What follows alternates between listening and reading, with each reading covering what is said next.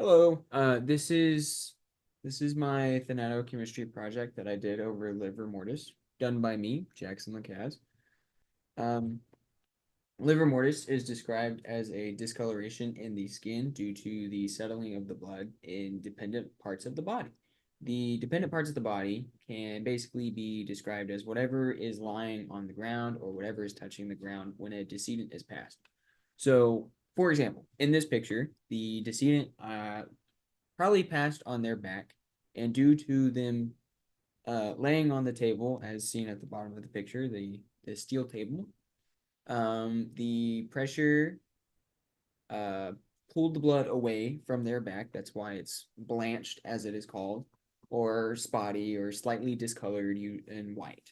And you can also tell in their waistband right here of where their undergarment was that it is blanched from there as well.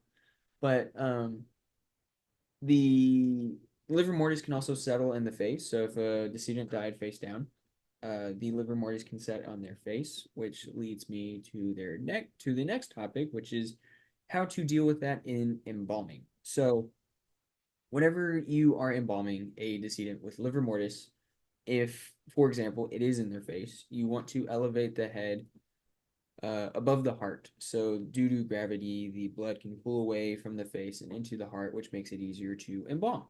Or, yes, makes it, yeah, let's go with that. Makes it easier to embalm.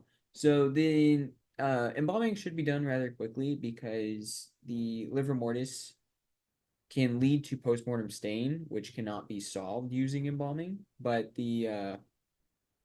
what's the word? What is the word? Basically, if it can also lead to it can lead to postmortem staining, but also if it's not done quickly, it can speed up the process of liver mortis. So like if a decedent is quote unquote chilling in a freezer, if they're being stored in a freezer or cooler or a facilitated cooler, whatever you want to call it, because I know there's like 6 different terms for it.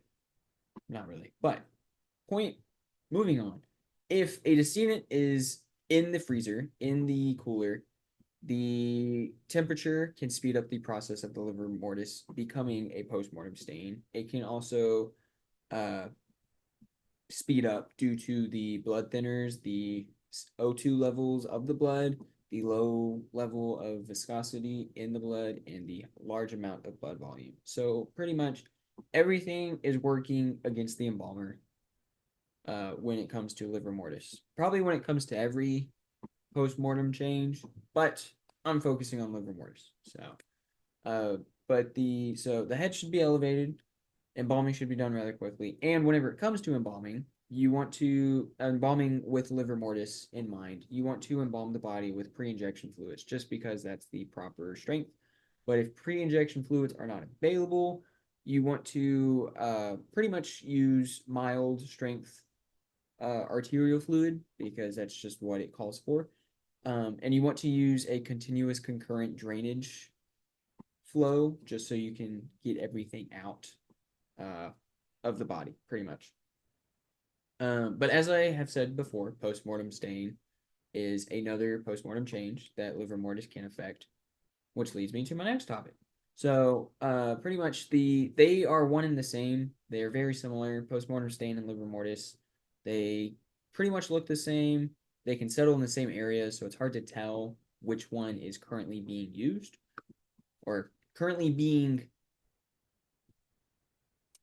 uh identified, I guess. I don't know the word that I'm trying to use, but pretty much the way to differentiate the two is using the digital pressure test. So if we go back to too far, if we go back to this video, this picture, wow, this picture, you can see the waistband, like I said, is causing blanching from the undergarments, is causing blanching on the waistband area or their back as well. You can see that their back is slightly discolored with, you know, due to their skin color because the pressure of the table um, moved the blood away from that part of the body. But you can also just do it on your finger. So like if you just like, you know, do this to them, you can pretty much see, you know, whatever.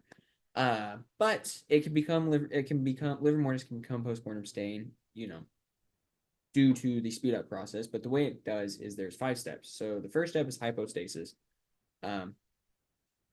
The second step is livor mortis. The third step is hydrolysis, which breaks down the bonds and everything and makes membranes permeable or more permeable.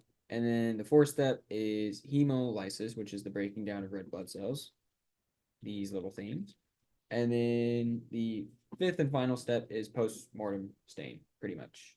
It's just the blood accumulating into the tissues through those more permeable membranes and everything.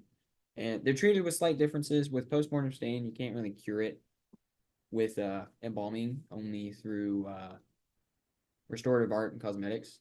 But livor mortis can be cured or solved using both embalming and cosmetics, because embalming most of the time gets all of it, but there could be slight signs, so that's where you would have to use cosmetics and restorative art. But if it's not on their face, I personally don't see the reason to use restorative art or cosmetics to fix livor mortis. Postmortem stain, obviously, same with livor mortis if it is on the face, but if it's not, but that's pretty much it. My research over livor mortis. Here's my citations, and that is the end. So thank you all for watching.